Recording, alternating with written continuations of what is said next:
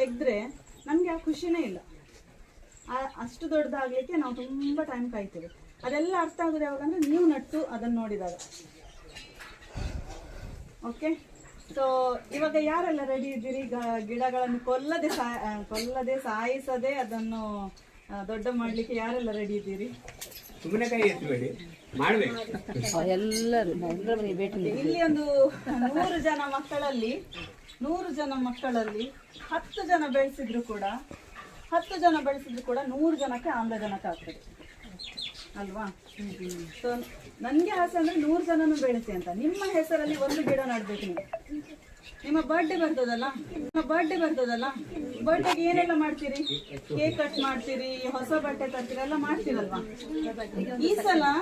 ಈ ಸಲ ಇವತ್ತು 23 ಅಲ್ವಾ? ಸಾರಿ 24, ಮಾರ್ಚ್ 24. ಇವತ್ತಿಂದ ನೆಕ್ಸ್ಟ್ ಮಾರ್ಚ್ 24 ಒಳಗೆ ನಿಮ್ಮ ಎಲ್ಲರದ್ದು ಬರ್ಡೇಸ್ ಬರ್ತದೆ, ಹೌದಾ? ಸೊ ನೆಕ್ಸ್ಟ್ 24 ಒಳಗೆ ಅಂದ್ರೆ ನಿಮ್ಮ ಬರ್ಡೇಗೆ ಈ ಸಲ ಏನು ತರದಿದ್ರು ಪರವಾಗಿಲ್ಲ, ನನ್ಗೊಂದು ಗಿಡ ಕೊಡ್ಸಿ ಅಂತ ಹೇಳಿ. ಆ ಗಿಡವನ್ನು ನೀವೇ ನೋಡ್ಕೊಳ್ಬೇಕು.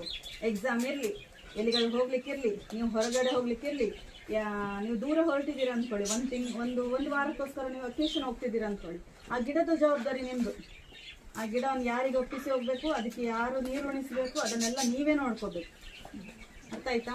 ಇವಾಗ ನಿಮ್ಮ ಬಗ್ಗೆ ನಿಮ್ಮ ಪೇರೆಂಟ್ಸ್ ಎಲ್ಲ ಮಾಡ್ತಾರಲ್ಲ, ಅವ್ರಿಗೆ ಎಲ್ಲಿ ಹೋಗ್ಲಿಕ್ಕಿರ್ಲಿ, ಏನಾದ್ರೂ ಇರ್ಲಿ, ಎಷ್ಟು ಬೇಗ ಹೋಗ್ಲಿಕ್ಕಿದ್ರು ಕೂಡ ನಿಮ್ಮನ್ನು ರೆಡಿ ಮಾಡಿ ಕಳಿಸ್ತಾರೆ. ನಿಮ್ಗೆ ಹೊಟ್ಟೆಗೆ ಏನ್ ಬೇಕು ಅದೆಲ್ಲ ಇದು ಎಂತ ಹೇರ್ ಕಟ್ಟೋದು ಅದೆಲ್ಲ ಮಾಡಿ ಕಳಿಸ್ತಾರಲ್ಲ. ಸೊ ಆ ಗಿಡದ ಜವಾಬ್ದಾರಿ ನಿಮ್ದು. ಜಾಸ್ತಿ ಬೇಡ, ಒಂದು ಗಿಡ ನಿಮ್ಮ ಹೆಸರು, ಅದಕ್ಕೆ ನಿಮ್ಮ ಹೆಸರೇ ಕೊಡಿ. ದಿನಾ ಮಾತಾಡಿ ಅದ್ರ ಹತ್ರ, ದಿನಾ ನೀರು ಕೊಡಿ. ನೀರು ಕೊಡ್ಬೇಕಾದ್ರೆ ಕೈಯಲ್ಲಿ ಕೊಡಿ. ಆ ಗಿಡ ಬೆಳೆದ ದೊಡ್ಡದಾದ ನಂತರ ಎಷ್ಟು ಗಿಡ ಆಗ್ತದೆ? 100 ಗಿಡ ಆಗ್ತದೆ. ಓಕೆ, ಬೆಳೆಸ್ತೀರಾ? ಈ ಸಲ ಬರ್ಡೇಗೆ ಒಂದು ಗಿಡ, ಆಯ್ತಾ? ನಿಮ್ ಬರ್ಡೇ ಅಂತ ಹೇಳಿ ಇಲ್ಲಿಗೆ ಬಂದ್ರೆ ಯಾವ್ದಾದ್ರು ಒಂದು ಗಿಡ ನಾನೇ ಕೊಡ್ತೀನಿ, ಆಯ್ತಾ? ನಿಮ್ ಬರ್ಡೇ ಕೆಲಸ ಮಾತ್ರ.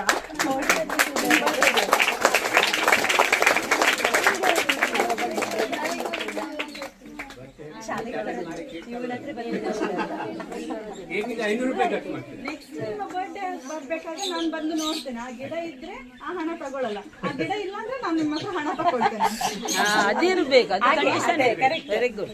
ನಿಮ್ಮ ಬರ್ಡೇಗೆ ಆ ಗಿಡ ದೊಡ್ಡದಾಗಿರ್ಬೇಕು, ಸ್ವಲ್ಪನಾದ್ರೂ ಬೆಳೆದಿರ್ಬೇಕು, ಇಲ್ಲ ಅಂದ್ರೆ ಹಣ ತಗೊಳ್ತೇನೆ ನಾನು, ಆಯ್ತಾ? ಅಂಡ್ ಡಬಲ್ ಪ್ರತಿ ಬರ್ತ್ಡೇಗೆ ಆ ಗಿಡದೊಟ್ಟಿಗೆ ಸ್ಟೇಟಸ್ ಕೂಡ ಹಾಕಿ. ಹೌದು, ನನ್ನ ಗಿಡ. ನೀವು ನಾಯಿಗೆ ಅದಕ್ಕೆ ಇದಕ್ಕೆಲ್ಲ ನಿಮ್ಮ ಪೆಟ್ಸ್ಗೆಲ್ಲ ಹೆಸರಿಡ್ತೀರಲ್ಲ, ಅದಕ್ಕೊಂದು ಹೆಸರು ಇಡಿ. ನಿಮ್ಮ ಹೆಸರನ್ನು ಇಡಿ. ಅದರ ಡೇಟ್ ಆಫ್ ಬರ್ತ್ ನಿಮ್ಮ ಡೇಟ್ ಆಫ್ ಬರ್ತ್ ಅಂತ ಇಡಿ. ನೀವು ಬೆಳಿಬೇಕಾದ್ರೆ ಅದು ಬೆಳೆಯುತ್ತಲ್ವಾ? ಸೊ ಎಲ್ಲ ಮಾಡಿ. Thank you. ಎಷ್ಟು ಜನ ಇಲ್ಲಿಗೆ ಬಂದ್ರಿ, ತುಂಬ ಖುಷಿ ಆಯಿತು. ಮಕ್ಕಳ ಜೊತೆ ನಿಮ್ಮ ಥರನೇ ಈ ಗಿಡಗಳು, ಸೊ ನಿಮ್ಮ ಥರನೇ ಅವುಗಳು ಬೆಳೆಸಬೇಕು, ಅವುಗಳ ಪಾಲನೆ ಪೋಷಣೆ ಮಾಡಬೇಕು. ಇದನ್ನೆಲ್ಲ ನೀವು ಇಷ್ಟು ಜನ ತಿಳ್ಕೊಂಡ್ರಿ. Thank you so much. ನೀವು ಬಂದಿದ್ದಕ್ಕೆ, ನಿಮ್ಮ ಟೀಚರ್ಸ್ನವರು ಈ ಕಾರ್ಯಕ್ರಮವನ್ನು ಆಯೋಜಿಸಿದ್ದಕ್ಕೆ ನಮಗೆ ತುಂಬ ಖುಷಿ ಇದೆ. ನೆಕ್ಸ್ಟ್ ಇಯರು ಬನ್ನಿ, ಮತ್ತೆ ಹೊಸ ಗಿಡಗಳ ಬಗ್ಗೆ ಕಲಿಯೋಣ. ನಿಮ್ಮ ಜೊತೆ ನಾವು ಕಲಿತೀವಿ. ಬನ್ನಿ. ಟೀಚರ್ಸ್ನವರಿಗೆ ಥ್ಯಾಂಕ್ ಯು ಸೋ ಮಚ್.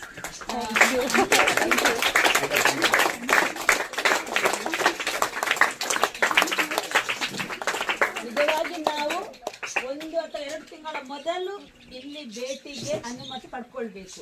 ನಾನು ಬರೇ ಒಂದು 4-5 ದಿನದ ಮೊದಲು ಮೇಡಮ್ಗೆ ಫೋನ್ ಮಾಡಿದಾಗ ಅವರು ಒಪ್ಪಿಕೊಂಡು ಇದು ಒಂದು ದಿನ ನಮಗೆ ಇದೆ, ಬೇರೆ ದಿನಗಳಲ್ಲಿ ಆಗುದಿಲ್ಲ ಅಂತ.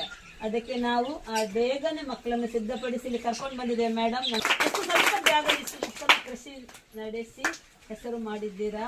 ನಮ್ಗೊಂದು ಹೆಸರು, ನಮ್ಮ ಊರಿಗೆ ನೋಡಿ ಎಷ್ಟು ಸಣ್ಣ ಜಾಗ. ನಾನು ಇದನ್ನೇ ಆಗದ ನೋಡ್ತಿದ್ದೆ. ನೋಡಿ ಹೇಗೆ ಅವರು ಅದನ್ನು ಸೆಟ್ ಮಾಡಿದ್ದಾರೆ. ಸ್ವಲ್ಪ ಜಾಗ.